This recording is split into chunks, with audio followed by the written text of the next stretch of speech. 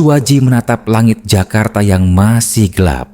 Jam di dinding menunjukkan pukul 3.30 pagi. Dia merapikan tas ranselnya, memastikan semua barang penting sudah dibawa. Perjalanan mudik kali ini akan berbeda.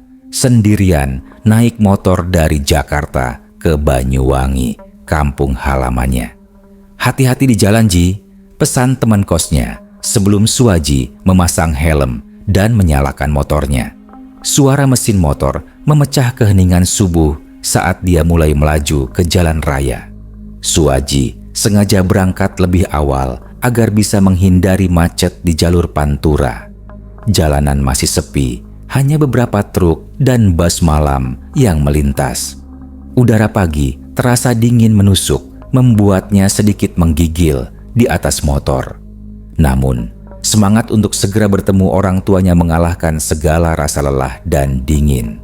Di sepanjang perjalanan, Suwaji berhenti sesekali untuk mengisi bensin dan beristirahat di warung-warung kecil.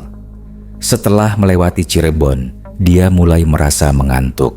Ia pun memutuskan untuk berhenti sejenak di sebuah warung kopi di pinggir jalan. "Mau kemana, Mas?" tanya pemilik warung, seorang pria tua dengan senyum ramah. "Ke Banyuwangi, Pak. Mudik sendirian naik motor," jawab Suwaji sambil menyeruput kopi panas. Pria itu mengangguk. "Hati-hati kalau lewat alas baluran ya. Banyak yang bilang jalannya bisa menyesatkan kalau nggak hati-hati." Suwaji hanya tersenyum. Dia pernah mendengar cerita tentang alas baluran, hutan luas yang konon penuh misteri. Tapi dia bukan orang yang mudah percaya hal-hal semacam itu.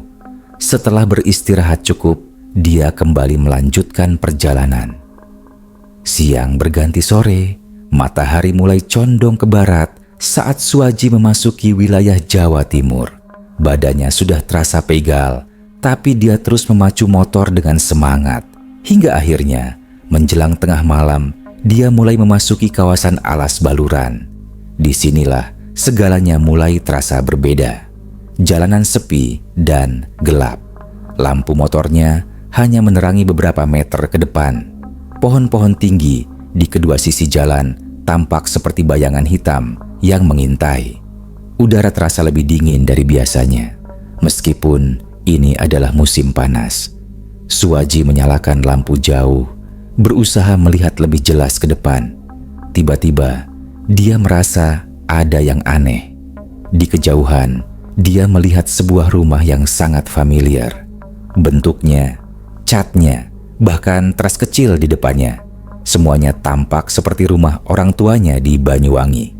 Jantung Suwaji berdegup kencang. "Kok bisa sampai secepat ini?" pikirnya. Tanpa berpikir panjang, dia mempercepat laju motornya menuju rumah itu. Tanpa sadar, dia telah memasuki sesuatu yang tidak seharusnya. Suwaji menghentikan motornya tepat di depan rumah itu. Jantungnya masih berdegup cepat. Tangannya sedikit gemetar saat membuka helm dan menatap lebih jelas bangunan yang ada di hadapannya. "Ini rumah bapak dan ibu," gumamnya pelan. Namun, ada sesuatu yang terasa janggal. Rumah ini memang sangat mirip, tapi suasananya terlalu sunyi. Tidak ada suara jangkrik, tidak ada anjing yang menggonggong, bahkan angin pun terasa mati. Ia menelan ludah, lalu dengan ragu mengetuk pintu. Tok, tok, tok. Hening. Suwaji menunggu beberapa saat, lalu mengetuk lagi, kali ini lebih keras. Setelah beberapa detik, terdengar suara langkah mendekat dari dalam rumah. Pintu perlahan terbuka. "Ibu?" Suwaji menahan napas saat melihat sosok wanita yang berdiri di balik pintu. Sosok itu memang terlihat seperti ibunya. Wajahnya, pakaiannya, bahkan cara dia berdiri. Tapi ada yang aneh. Matanya terlihat kosong dan senyumnya terlalu lebar, seolah-olah dipaksakan. "Suwaji, kamu sudah pulang," katanya dengan suara yang dingin. Suwaji ragu sejenak. Ada sesuatu dalam suaranya yang membuat bulu kuduknya meremang. Tapi dia mencoba mengabaikan perasaan aneh itu. "Iya, Bu. Ini rumah kita kan? Kok sepi?" "Bapak mana?" Ibunya diam sejenak, lalu tersenyum lagi. "Masuk dulu, Nak. Ibu sudah siapkan makanan untukmu. Kamu pasti lelah."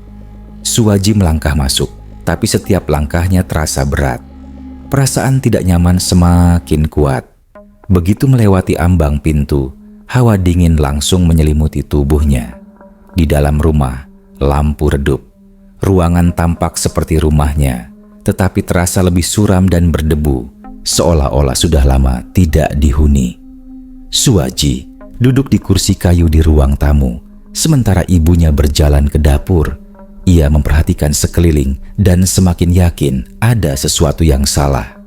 Di meja ada piring berisi nasi dan lauk, tetapi makanan itu tampak aneh. Nasi terlihat lebih gelap dan lauknya berbau anyir seperti daging busuk.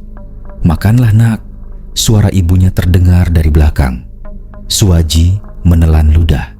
Perlahan, ia mengangkat sendok dan mengamati makanan itu lebih dekat. Saat itulah ia melihat sesuatu yang membuat darahnya membeku. Di sela-sela nasi ada belatung kecil yang menggeliat. Jantungnya berdetak kencang. Ia menoleh ke ibunya yang kini berdiri di sudut ruangan, menatapnya tanpa berkedip. "Kenapa, Nak? Tidak suka makanan ibu?" Suaranya terdengar lebih serak dan berat. Suwaji tersentak. Dalam hati, ia mulai menyadari satu hal yang mengerikan. Ini bukan ibunya, dan ini bukan rumahnya. Suwaji merasakan hawa dingin merayap di tengkuknya. Tangannya gemetar saat perlahan meletakkan sendok di atas meja. "Bu, ini rumah kita kan?" tanyanya dengan suara lirih. Sosok di depannya tetap tersenyum. Namun, semakin lama Suwaji menatap wajah itu, semakin ia menyadari sesuatu yang aneh. Kulitnya terlalu pucat dan matanya kosong, seakan bukan manusia. Suwaji buru-buru berdiri. "Saya ngantuk, Bu. Mau istirahat dulu," katanya berusaha menghindar. "Tentu, Nak." Suara itu terdengar semakin menyeramkan. Suwaji melangkah ke kamar yang seharusnya miliknya. Ia membuka pintu dan tertegun. Kamar itu memang mirip dengan miliknya, tetapi ada sesuatu yang salah. Bau tanah lembab menyengat hidungnya. Dindingnya terlihat kusam dan berlumut. Jantungnya berdetak kencang. Ia berbalik hendak keluar, tetapi tiba-tiba suara berat terdengar di belakangnya. Suwaji membeku di tempat. Suara berat itu terdengar bergema di ruangan, seakan berasal dari segala arah. Dengan jantung berdegup kencang, ia perlahan menoleh ke belakang. Sosok yang tadi ia panggil ibu kini berdiri di ambang pintu. Tapi ada sesuatu yang berubah. Tubuhnya terlihat lebih tinggi dan kurus, wajahnya semakin pucat, dan matanya kosong, seperti lubang hitam yang dalam. Senyumnya pun melebar hingga hampir menyentuh kedua telinganya. "Kamu sudah pulang untuk selamanya," katanya dengan suara yang lebih dalam, hampir menyerupai geraman. Suwaji merasakan hawa dingin menjalar ke seluruh tubuhnya. Ia harus keluar dari sini. Dengan gerakan cepat, ia berlari ke arah jendela dan berusaha membukanya. Namun, jendela itu terkunci rapat, seakan menyatu dengan dinding. Tidak ada jalan keluar, Nak. Suara itu semakin dekat. Dengan panik, Suwaji mencoba membuka pintu kamar, tetapi tangannya terasa berat, seolah ada kekuatan yang menahannya. Ia mengerahkan seluruh tenaganya hingga pintu akhirnya terbuka dengan hentakan keras. Begitu ia berlari keluar, suasana di rumah itu berubah drastis. Ruangan yang sebelumnya tampak seperti rumahnya kini berubah menjadi gubuk tua yang kumuh dengan dinding yang penuh lumut dan lantai tanah yang basah. Suwaji tersandung sesuatu dan jatuh. Saat ia melihat ke bawah, tubuhnya langsung gemetar ketakutan. Di bawahnya terdapat tumpukan tulang belulang manusia yang berserakan. Beberapa masih terbungkus kain kafan yang telah lapuk. Astaga, apa ini? Suwaji berusaha mundur. tetapi kakinya terasa lemas. Tiba-tiba, suara langkah kaki bergema di seluruh ruangan. Ia menoleh ke depan dan melihat sosok itu kini berubah sepenuhnya. Tidak lagi menyerupai ibunya, melainkan sosok tinggi dengan wajah hitam pekat, matanya kosong, dan mulutnya menyeringai lebar. "Kamu tidak boleh pergi. Kamu milik kami sekarang." Sosok itu berbisik, suaranya menggema di seluruh ruangan. Suwaji merasakan kepanikannya memuncak. Ia harus keluar dari tempat ini sebelum semuanya terlambat. Suwaji tersentak dan bangkit dengan napas tersengal. Kakinya gemetar, tetapi ia memaksakan diri untuk berdiri. Ia harus keluar dari sini, harus mencari jalan keluar dari gubuk mengerikan ini. Sosok menyeramkan itu masih berdiri di hadapannya. Matanya yang kosong menatap tanpa berkedip. Tiba-tiba, ruangan itu mulai berputar. Dinding yang tadinya kayu lapuk berubah menjadi akar-akar pohon besar yang menjalar ke segala arah. "Tidak, ini tidak mungkin!" Suwaji berteriak sambil menutup matanya. Ketika ia membuka matanya lagi, ia tidak lagi berada di dalam rumah yang menyerupai rumah orang tuanya. Ia kini berdiri di tengah hutan lebat dengan kabut tebal yang menyelimuti setiap sudutnya. Di sekelilingnya, pepohonan menjulang tinggi dengan akar-akar besar yang mencuat dari tanah. Hutan ini bukan hutan biasa. Suwaji melangkah mundur, tetapi setiap langkah yang ia ambil terasa berat. Tanah di bawahnya seperti menghisap kakinya perlahan. "Aku harus keluar dari sini," gumamnya. Ia mencoba meraba-raba kantong jaketnya, mencari ponsel yang mungkin masih tersimpan di dalamnya. Dengan tangan gemetar, ia mengeluarkan ponselnya dan menekan tombol daya. Tidak ada sinyal. Baterai penuh, tetapi layar hanya menampilkan layar hitam dengan simbol aneh yang berkelap-kelip, seperti huruf-huruf yang tidak bisa dibaca. Suwaji merasakan keringat dingin mengalir di pelipisnya. Ia melihat ke sekeliling, berharap menemukan jalan setapak atau petunjuk arah. Namun, yang ia lihat hanyalah kegelapan yang pekat di antara pepohonan. "Kamu tidak bisa lari." Suara berbisik terdengar di telinganya, begitu dekat hingga ia bisa merasakan hembusan napas di lehernya.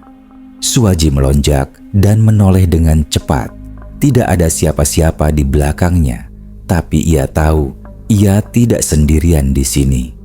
Tanpa berpikir panjang, ia mulai berlari, menerobos semak-semak dan akar pohon yang mencoba menghalangi jalannya.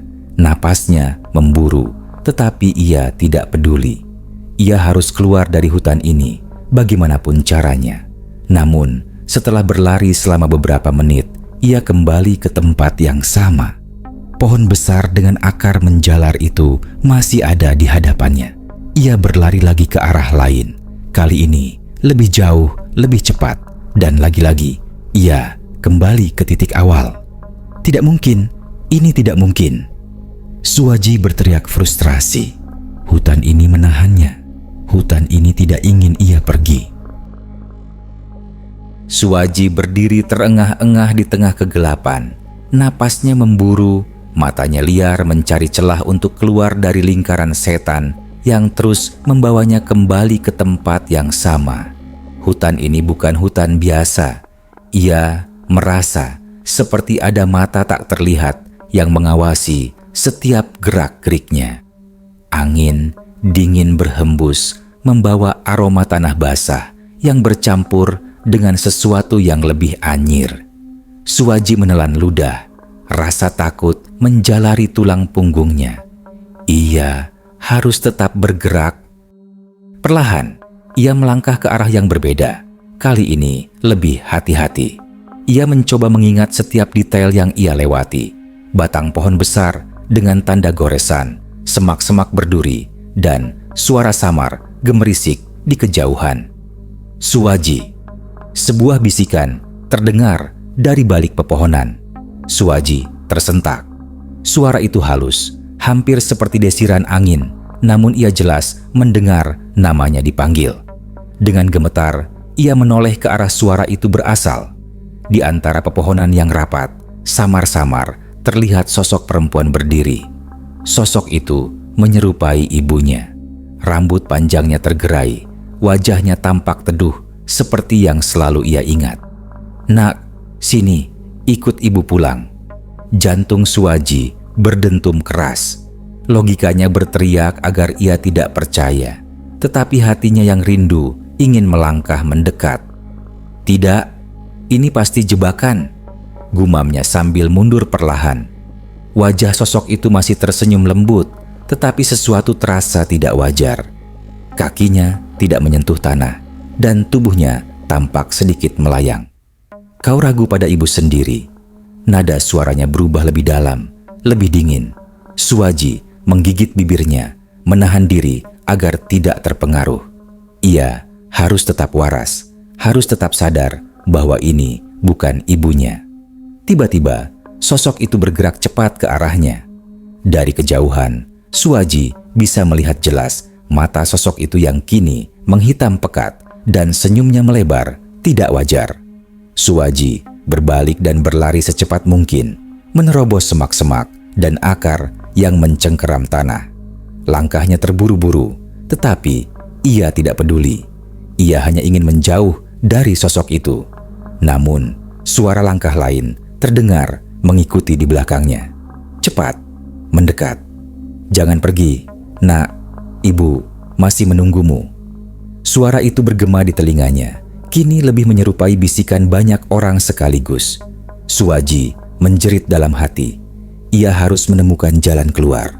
Ia tidak bisa terus berputar dalam kegelapan ini.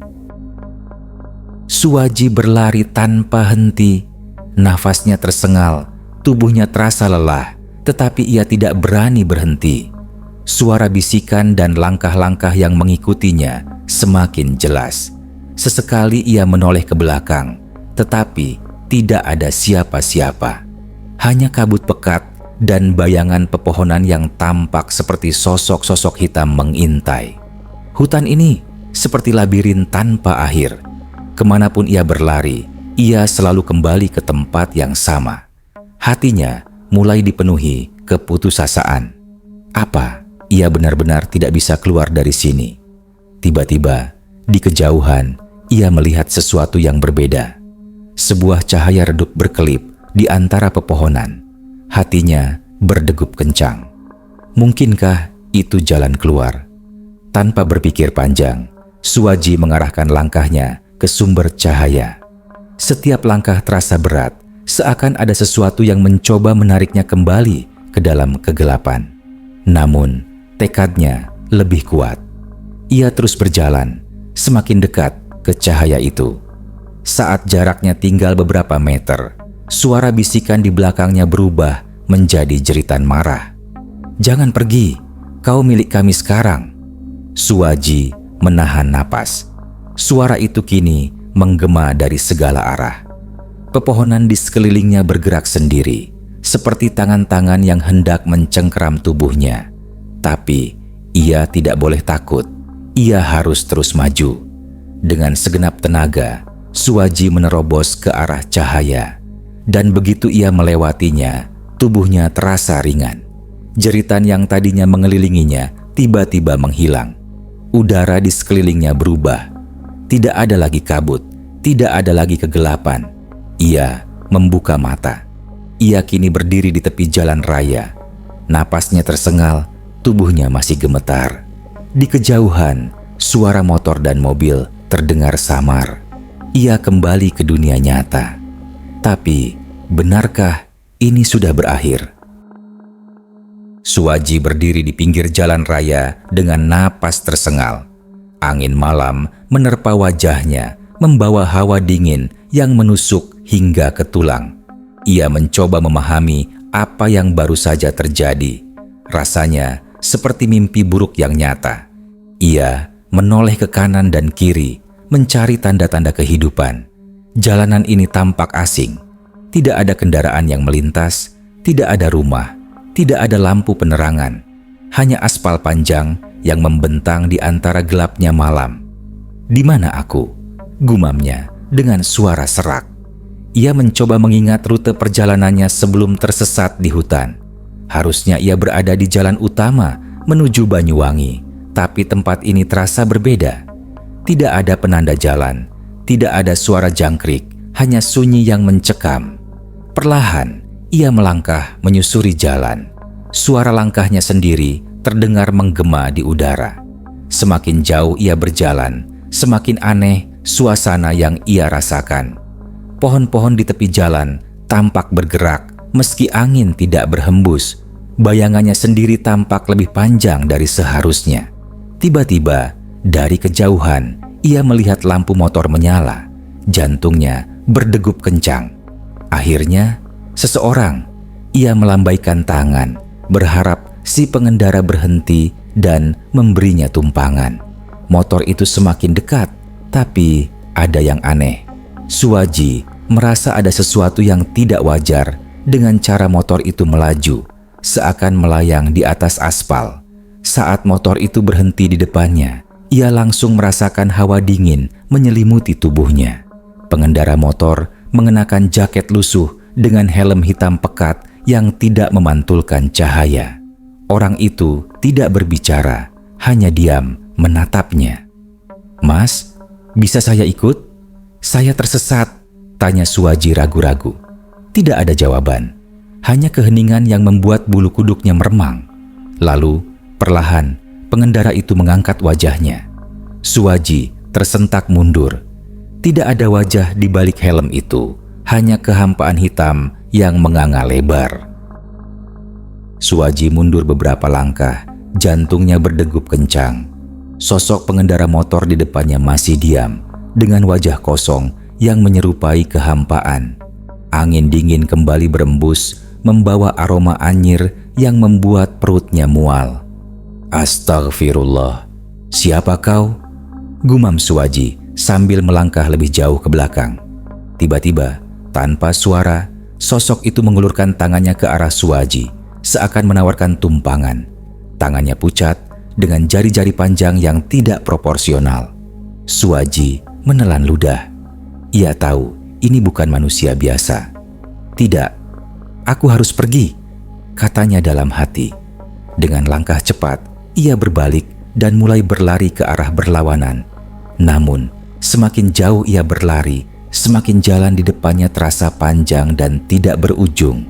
Rasanya seperti berlari di tempat. Ia menoleh ke belakang. Pengendara itu masih ada di sana, tetap diam, tetapi tanpa suara. Kini lebih dekat daripada sebelumnya. "Ya Allah, tolong aku." Suwaji berteriak ketakutan. Sekelebat cahaya muncul di kejauhan. Kali ini bukan dari motor itu, melainkan dari sesuatu di ujung jalan. Suwaji tidak peduli lagi. Ia berlari sekuat tenaga menuju cahaya itu, berharap menemukan jalan keluar. Saat ia semakin dekat, ia melihat sumber cahaya itu ternyata berasal dari sebuah warung kecil di tepi jalan. Ada lampu minyak yang menyala redup di dalamnya. Tanpa berpikir panjang, ia bergegas masuk. "Pak, tolong saya tersesat," katanya sambil terengah-engah. Seorang pria tua duduk di balik meja kayu. Wajahnya keriput dan matanya tajam menatap Suwaji. Pria itu tidak langsung menjawab, tetapi hanya tersenyum tipis, seolah sudah menunggu kedatangannya. "Kamu sudah terlalu jauh masuk ke tempat yang bukan untuk manusia, Nak," kata pria itu dengan suara berat. Suwaji membeku. Ia merasa telah melangkah ke sesuatu yang lebih berbahaya daripada yang ia kira. Suwaji menelan ludah. Kata-kata pria tua itu menggema di kepalanya. Tempat yang bukan untuk manusia. Apa maksudnya? "Pak, saya hanya ingin pulang. Saya tersesat di hutan, lalu tiba-tiba ada di jalan ini. Tolong bantu saya," ucap Suwaji dengan suara gemetar. Pria tua itu menghela napas panjang. Matanya tetap tajam, seolah sedang menilai apakah Suwaji pantas menerima jawabannya atau tidak. Lalu, ia bangkit dari tempat duduknya dan berjalan ke sudut warung. Suwaji memperhatikan gerak-geriknya dengan cemas. Tak lama kemudian, pria itu kembali dengan membawa segelas teh panas. "Minumlah, kau butuh tenagamu kembali." Suwaji ragu, tapi udara dingin menusuk tulang membuatnya mengabaikan rasa takutnya. Ia mengambil gelas itu dan menyesap isinya. Hangatnya langsung menyebar di tubuhnya, tetapi ada sesuatu yang aneh. Rasa teh ini sedikit berbeda. Ada aroma rempah yang tidak biasa. "Dengar baik-baik, nak," kata pria itu pelan. "Kau bukan hanya tersesat di hutan. Kau telah menyeberang ke tempat yang tidak seharusnya kau masuki. Alas Baluran bukan sekadar hutan, tapi gerbang menuju dimensi lain.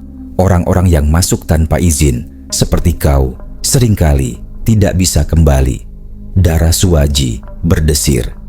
"Maksud Bapak, saya sudah melewati batas dunia manusia?" Pria itu mengangguk. "Makhluk-makhluk di sana telah menganggapmu bagian dari mereka. Itulah sebabnya rumah orang tuamu muncul di tengah hutan. Itulah sebabnya ibumu yang kau temui bukanlah ibumu yang sebenarnya. Mereka mencoba menahannya di sana agar kau tak bisa pulang." Suwaji merasa perutnya mual. Semua yang ia alami selama beberapa hari terakhir mulai masuk akal.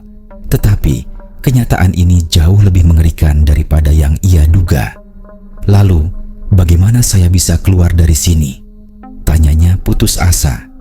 Pria tua itu menatapnya lekat-lekat. "Ada satu cara, tetapi kau harus siap menerima konsekuensinya." Suwaji menatap pria tua itu dengan cemas. "Apa maksud Bapak dengan konsekuensi? Saya hanya ingin pulang." Pria tua itu menghela napas panjang. "Kau telah diterima di dunia mereka. Jika kau pergi tanpa pamit, mereka akan mencarimu. Mereka bisa menarikmu kembali kapan saja. Itulah sebabnya banyak orang yang hilang di alas Baluran tanpa jejak. Mereka tidak benar-benar hilang, hanya berpindah ke tempat yang tidak bisa dijangkau manusia biasa." Suwaji merasa tubuhnya melemas.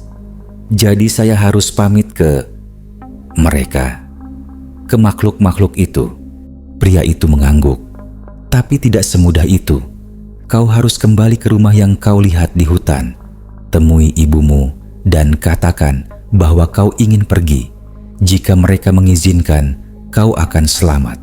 Jika tidak, kau akan terjebak selamanya." Suwaji bergidik. Kembali ke rumah itu berarti kembali ke tempat yang penuh dengan keanehan dan teror. Tapi jika itu satu-satunya cara, ia tidak punya pilihan lain. "Bagaimana saya bisa sampai ke sana lagi?" tanyanya. Pria tua itu mengeluarkan sesuatu dari sakunya, selembar kain lusuh berwarna kuning kecoklatan. "Genggam ini erat. Ini akan membantumu melihat jalan yang benar. Tapi ingat, apapun yang terjadi, jangan menoleh ke belakang sebelum kau benar-benar keluar dari hutan." Suwaji menerima kain itu dengan tangan gemetar. Ia tahu ini bukan hanya perjalanan kembali ke dalam hutan.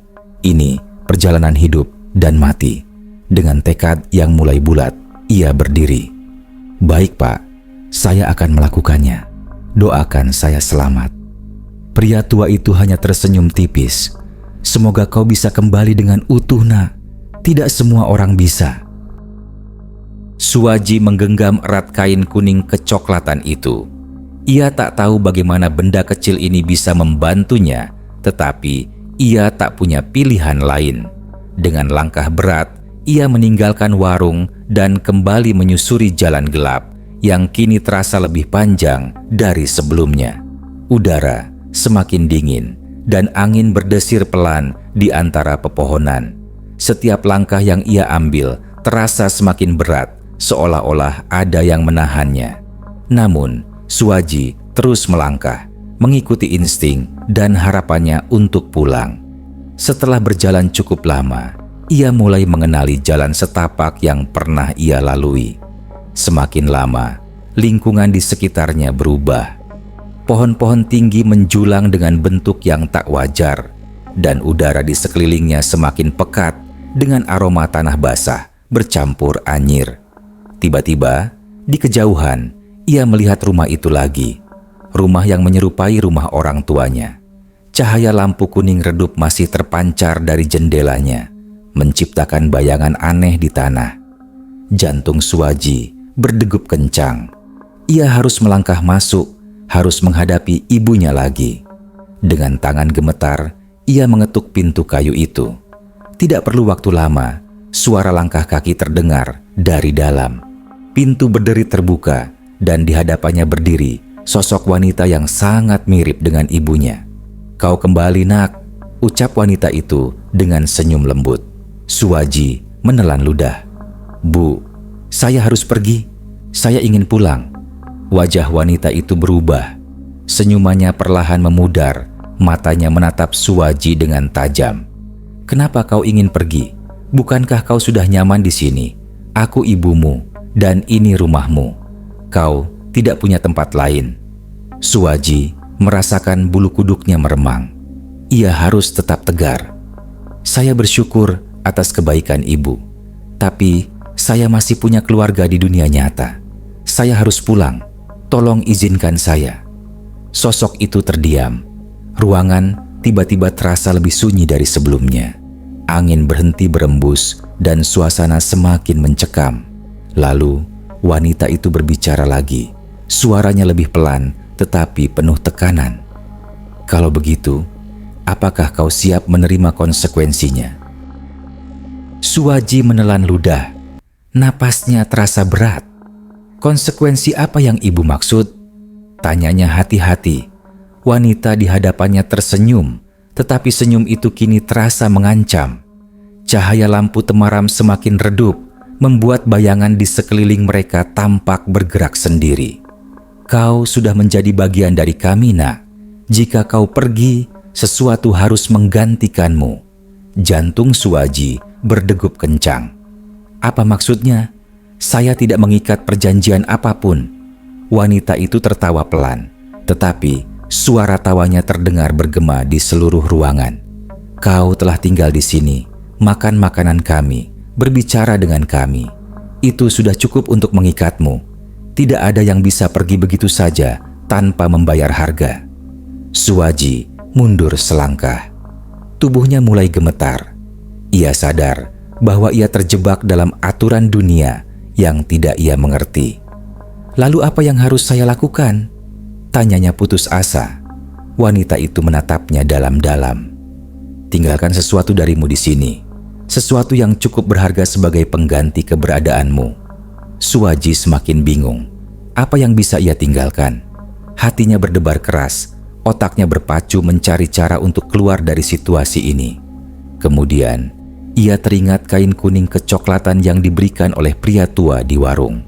Dengan hati-hati, ia mengeluarkannya dari saku dan menggenggamnya erat.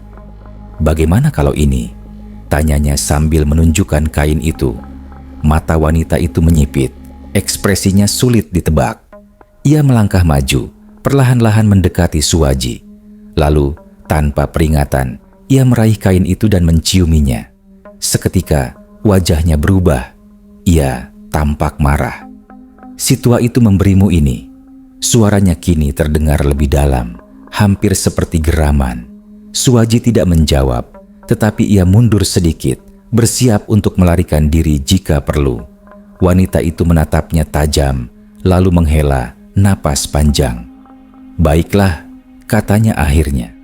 "Pergilah sebelum aku berubah pikiran, tapi ingat, kau tidak benar-benar bebas. Kami akan selalu mengawasimu." Tanpa menunggu lebih lama, Suwaji berbalik dan berlari keluar dari rumah itu. Hatinya masih berdegup kencang. Ia tahu ini belum berakhir. Suwaji berlari sekencang-kencangnya, meninggalkan rumah yang menyerupai rumah orang tuanya. Nafasnya tersengal, jantungnya berdegup kencang. Jalan setapak di depannya terasa panjang dan berkelok, tetapi ia tidak peduli. Yang ada di pikirannya hanya satu, keluar dari tempat terkutuk ini. Di sekelilingnya, suara-suara aneh mulai terdengar. Bisikan samar, langkah kaki tanpa wujud, serta desiran angin yang membawa aroma busuk. Suwaji mempercepat langkahnya, berharap bisa segera menemukan jalan utama. Namun, sesuatu terasa aneh. Meski sudah lama berlari, ia masih berada di dalam hutan yang gelap dan menyeramkan. Seakan-akan tempat ini menolak melepaskannya. Tiba-tiba, dari kejauhan, ia melihat cahaya. Cahaya dari lampu kendaraan. Hatinya melonjak girang. Dengan sisa tenaga yang ada, ia berlari ke arah sumber cahaya itu. Namun, sebelum ia bisa sampai, sesuatu menghalanginya. Sosok-sosok berbayang hitam berdiri di antara pepohonan. Mata mereka merah menyala. Tubuh mereka seperti kabut yang bergerak tak menentu. Suwaji berhenti mendadak, kakinya gemetar. "Kami sudah bilang, kau tidak benar-benar bebas," bisik suara yang familiar. Suara wanita yang tadi ia tinggalkan di rumah itu. Suwaji menggigit bibir. Tidak, ia tidak akan menyerah.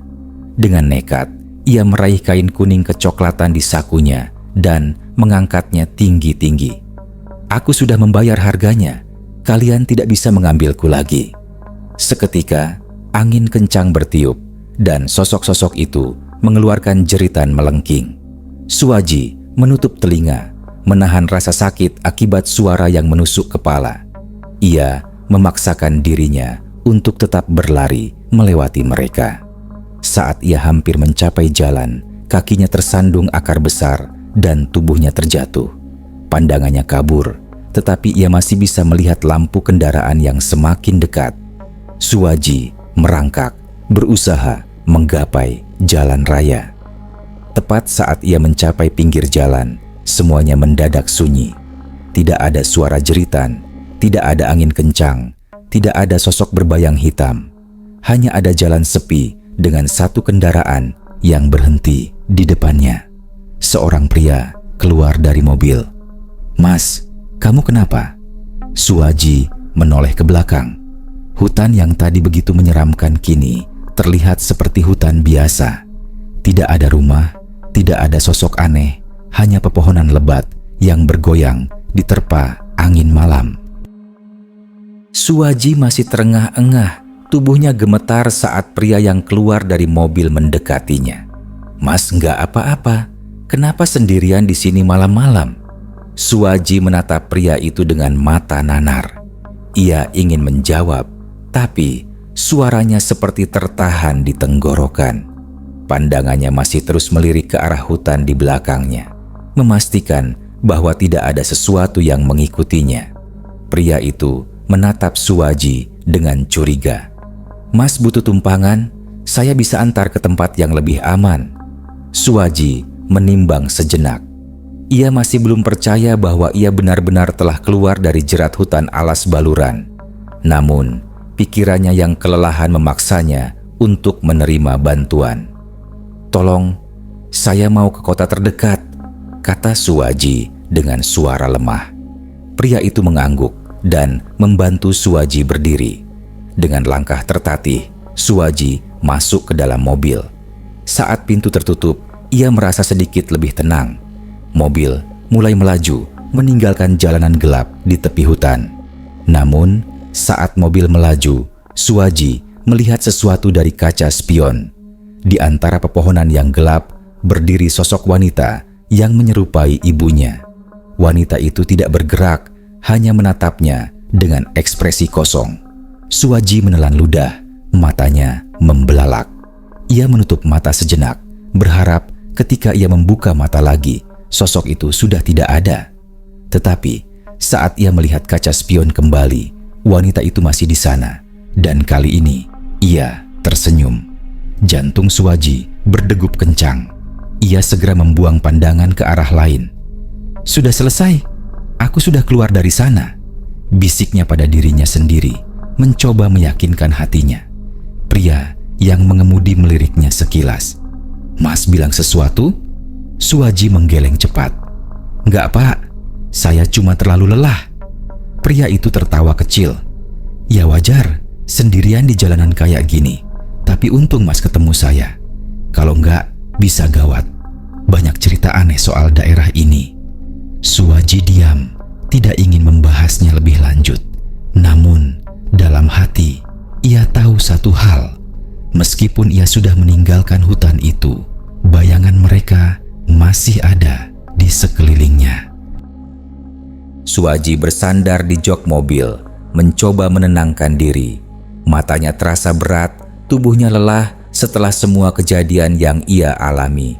Namun, rasa gelisah masih mengendap di hatinya.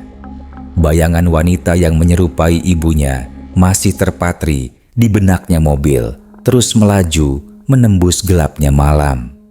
Suwaji melirik keluar jendela, melihat pepohonan yang semakin jarang. Ini pertanda baik, ia semakin jauh dari hutan alas baluran. "Mas asli dari mana?" tanya pria yang mengemudi, mencoba mencairkan suasana. "Saya dari Jakarta, Pak. Mau mudik ke Banyuwangi," jawab Suwaji pelan.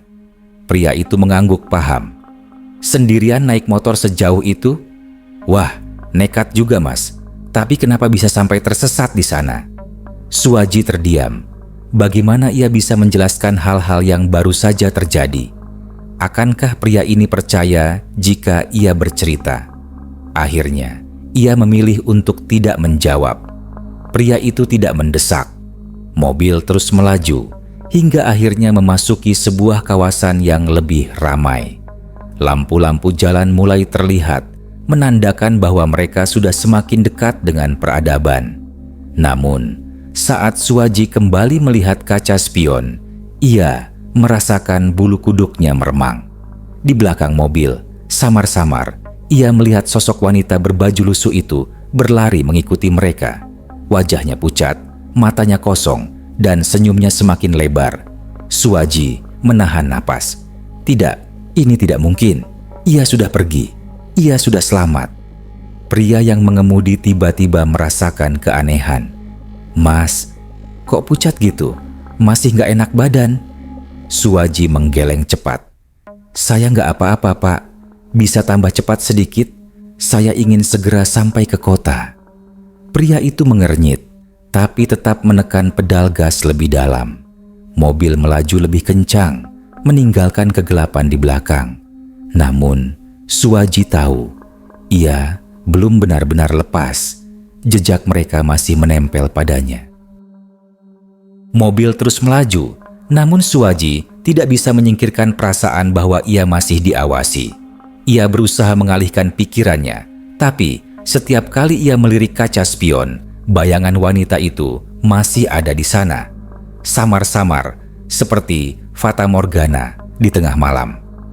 "Mas, kita sebentar lagi sampai di kota. Mau saya antar ke penginapan atau ada tempat lain?" tanya pria itu, mencoba berbasa-basi. Suwaji berpikir sejenak. Ia terlalu lelah untuk langsung melanjutkan perjalanan ke rumah orang tuanya. "Mungkin ke penginapan saja, Pak. Saya butuh istirahat." Pria itu mengangguk. "Oke, ada penginapan kecil dekat sini. Tempatnya sederhana, tapi lumayan nyaman." Mereka akhirnya tiba di sebuah penginapan tua di pinggir jalan. Lampu neon yang berkedip-kedip memberikan kesan suram pada tempat itu. Meski begitu, Suwaji tidak punya pilihan lain. "Makasih, Pak. Saya sangat berterima kasih atas bantuannya," ucap Suwaji sambil merogoh sakunya untuk mengambil uang. Pria itu mengangkat tangan. "Nggak usah, Mas. Yang penting selamat. Hati-hati ya." Suwaji tersenyum tipis dan keluar dari mobil. Saat mobil itu pergi, ia menghela napas lega. Setidaknya, sekarang ia bisa beristirahat. Namun, saat ia hendak masuk ke dalam penginapan, ia melihat sesuatu di ujung jalan. Sosok itu berdiri diam di bawah lampu jalan yang redup. Wajahnya tertutup bayangan, tapi Suwaji tahu siapa itu. Wanita itu masih ada di sana.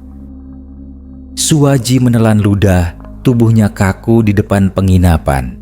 Wanita itu masih berdiri di ujung jalan, tidak bergerak, hanya menatapnya dengan tatapan kosong yang membuat bulu kuduknya meremang. Dengan langkah tergesa, ia masuk ke dalam penginapan. Resepsionis tua yang berjaga mengangkat wajahnya malas. "Mau menginap, Mas?" "Iya, Pak. 1 kamar. Semalam saja." Resepsionis itu mengangguk, menyerahkan kunci kamar nomor 07. "Bayar di muka ya, Mas." Setelah membayar, Suwaji segera menuju kamar. Lorong penginapan itu terasa sunyi, hanya lampu temaram yang menerangi. Saat ia membuka pintu kamar, udara dingin menyambutnya. Tanpa berpikir panjang, ia langsung merebahkan tubuh ke kasur yang agak keras. Ia mencoba memejamkan mata, namun ketegangan masih menyelimutinya. Ia merasa ada sesuatu yang salah, seperti ada yang mengawasinya. Dengan hati-hati, Suwaji melirik ke jendela, dan di sanalah sosok itu. Wanita itu berdiri di luar jendela, menatapnya dari balik kaca. Senyum samar tergurat di wajahnya. Matanya hitam pekat, kosong, dan menyeramkan. Suwaji terpaku, tubuhnya gemetar. Ia berusaha berpikir jernih, tapi kepanikannya semakin meningkat. Tangannya bergerak ke arah tirai, mencoba menutupnya. Saat itulah wanita itu berbisik. Suaranya terdengar jelas di dalam kamar, meski jendela masih tertutup rapat. "Kau belum boleh pulang." Suwaji membeku. Tangannya gemetar saat menutup tirai. Namun, saat ia membalikan badan, suara itu kembali terdengar lebih dekat. "Aku masih di sini, Suwaji." Suwaji mundur perlahan, punggungnya menempel ke dinding kamar. Suara itu begitu nyata, begitu dekat, meskipun tak ada siapapun di dalam kamar. "Aku masih di sini, Suwaji." Suara itu kembali terdengar, seperti bisikan yang menelusup ke telinganya. Napasnya tersengal, keringat dingin membasahi pelipisnya. Ia mencoba berpikir logis, tapi ketakutan telah mencengkeramnya. Tangannya meraba-raba sakunya, mencari ponsel. Dengan tangan gemetar, ia membuka layar dan melihat jam. 02:47 dini hari. Hanya beberapa jam lagi sebelum fajar, tapi waktu terasa berjalan begitu lambat. Brak! Pintu kamar bergetar hebat, seperti ada sesuatu yang menghantamnya dari luar. Suwaji terlonjak, nyaris menjatuhkan ponselnya. Jantungnya berdebar kencang. "Siapa itu?" teriaknya. Suaranya parau karena ketakutan. Tak ada jawaban, hanya keheningan yang mencekam. Dengan langkah ragu, Suwaji mendekati pintu. Tangannya terulur untuk membuka gagang pintu. Tapi sebelum ia sempat menyentuhnya, suara langkah kaki berderap di luar kamar. Bukan langkah manusia biasa, terdengar seperti banyak kaki kecil berlari dengan cepat, berserakan di sepanjang lorong. Tubuh Suwaji kaku. Ia menempelkan telinganya ke pintu, berharap bisa mendengar lebih jelas. Namun, langkah itu tiba-tiba berhenti tepat di depan kamarnya. "Suwaji." Sebuah suara berbisik dari balik pintu, kali ini lebih menyeramkan. Suara itu seakan berasal dari banyak mulut yang berbicara bersamaan. Ia mundur, matanya membelalak ketakutan. Ia tidak bisa tinggal di sini lebih lama. Dengan cepat, ia meraih tasnya, menyalakan ponselnya, dan mencoba menghubungi seseorang. Tapi tak ada sinyal. Pintu kembali bergetar. Kali ini lebih keras. Ia harus pergi. Tanpa berpikir panjang, Suwaji membuka jendela kamar dan melihat keluar. Kegelapan pekat menyelimuti, tapi itu satu-satunya jalan keluar. Ia mengambil napas dalam-dalam, lalu melompat keluar. Suwaji jatuh berguling di tanah setelah melompat dari jendela. Tubuhnya terasa sakit, tapi ia tak punya waktu untuk merasakan nyeri itu. Dengan cepat, ia bangkit dan berlari menjauh dari penginapan yang kini terasa begitu menyeramkan. Langkahnya semakin cepat, tapi suara itu tetap mengikutinya. "Suwaji, kau tidak boleh pergi." Napasnya tersengal, dadanya terasa sesak. Suara itu semakin dekat, seperti berbisik di telinganya, meski tak ada siapapun di sekitar. Ia terus berlari, tak peduli kemana arah kakinya membawanya. Tiba-tiba, di ujung jalan, ia melihat cahaya. Jalan raya. Ada lampu kendaraan yang melintas. Dengan sisa tenaga, ia berlari menuju cahaya itu. Kakinya hampir terjungkal, tapi ia terus maju. Saat ia mencapai jalan, sebuah truk besar melintas. Sang sopir menekan klakson keras-keras. Suwaji terjatuh ke pinggir jalan. Saat ia menoleh ke belakang, penginapan itu menghilang. Tak ada bangunan, tak ada lorong, hanya hamparan hutan lebat yang sunyi. Ia duduk terengah-engah di tepi jalan, matanya membelalak tak percaya. Apa yang baru saja ia alami? Apakah ia benar-benar tersesat di tempat yang bukan dunia nyata? Tak lama kemudian, sebuah mobil berhenti di depannya. Seorang pria parubaya keluar, mengenakan peci dan sarung. "Mas, nggak apa-apa? Kok duduk di sini sendirian?" Suwaji menatap pria itu dengan mata berkaca-kaca. "Pak, saya dari tadi merasa saya ada di rumah orang tua saya, tapi ternyata saya..." Pria itu menghela napas panjang. "Mas, ini daerah Alas Baluran. Banyak orang yang tersesat dan mengalami kejadian aneh. Mas baru saja lolos dari mereka." Suwaji merinding. Ia tak ingin lagi mengingat apa yang terjadi. Dengan gemetar, ia meminta tumpangan. Pria itu mengangguk dan membawanya pergi. Dalam perjalanan, Suwaji menatap keluar jendela. Samar-samar, ia melihat sosok wanita yang tadi menghantuinya.